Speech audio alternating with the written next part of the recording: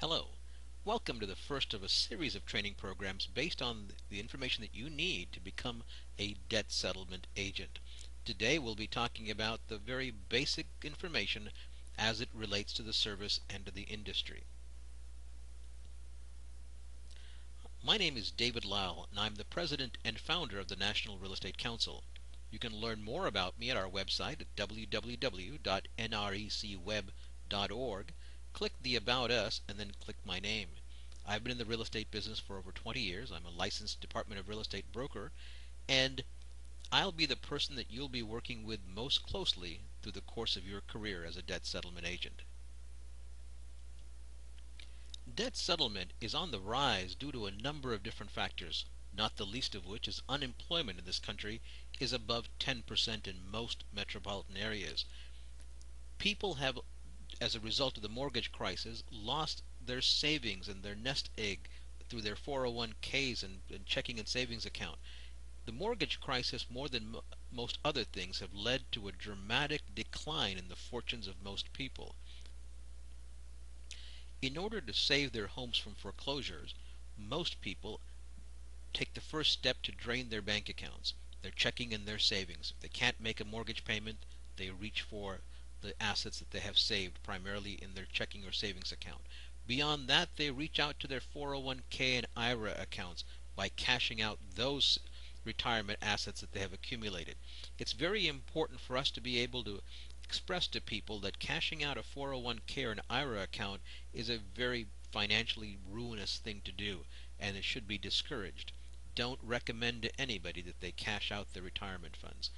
After that, most people focus on their credit cards. Now, this cashing out IRAs or using credit cards and savings account, all of these things are interchangeable and people start at different levels. But ultimately, the third step in this process is that the credit cards are maxed out. And that's the point that most of our clients come to us, or we reach out to a client who's in that position. Credit cards completely maxed out, and when you've maxed out a credit card, and if you've missed a payment or two, your interest skyrockets. A lot of people right now are paying interest rates up to 30% on their credit cards. People who are overwhelmed with their debt begin to think about bankruptcy, and this is a suggestion that comes to them through the various advertisements that they might see from bankruptcy attorneys or from articles that they might have read or recommendations from family and friends. Bankruptcy is an option for many people. It's not an option for a lot of people. So it's something that we need to understand and be able to explain to our clients. There are several types of bankruptcies that a client may file for. The two that we're going to concern ourselves with is Chapter 13 and Chapter 7. The other types of bankruptcies generally apply to extremely wealthy people or large businesses. Chapter 13 is a repayment plan. In a Chapter 13 bankruptcy, a client would file their appropriate bankruptcy papers using their attorney or doing it by themselves. And in a Chapter 13, a request is made to the bankruptcy courts that the amount of money paid each month to the creditors be reduced, and over a period of 3 to 5 years, the creditor would have a plan to pay it back. For example, somebody may be currently delinquent on their mortgage and have additional bills to pay, and the total amount of money each month they pay towards their obligations is $5,000 a month, excluding their mortgage. In Chapter 13, they may request a reduced plan to say each month we will make payments to the trustee of the bankruptcy court, say $2,500, and that amount of money the trustee will allocate to different creditors at a reduced amount of money, reduced rate. The mortgage payment will not change. The mortgage payment will be whatever the mortgage payment is. However, the amount of money that has been missed or not paid, however many months the client might have missed a mortgage payment, that amount of money will be structured into the plan so it can be, at some point it'll be caught up. The client has 3 to 5 years to become current, and then move on with their lives and then come out of Chapter 13 bankruptcy. Um, Chapter 7 bankruptcy basically allows the creditor to go to court and say, this is all that I have and this is what I owe. And the bankruptcy trustee then will just sort of balance it all out, take all of the assets of the creditor, dispose of it in whatever manner, pay all the necessary bills that can be paid, and then the person emerges from bankruptcy free of all debt, but free of their assets as well. So everything is taken away.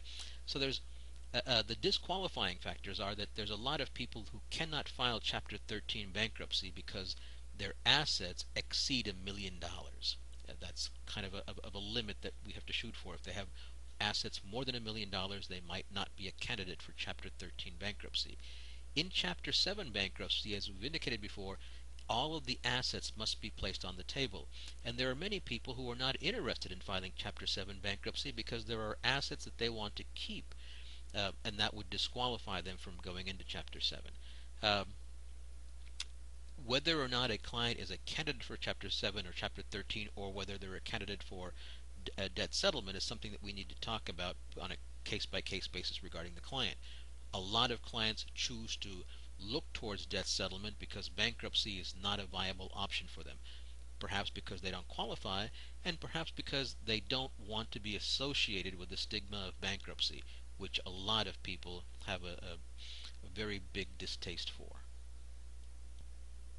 Bankruptcies and debt settlements are a big factor because currently in this country, the combined debt that is owed by most people is in excess of $2.57 trillion.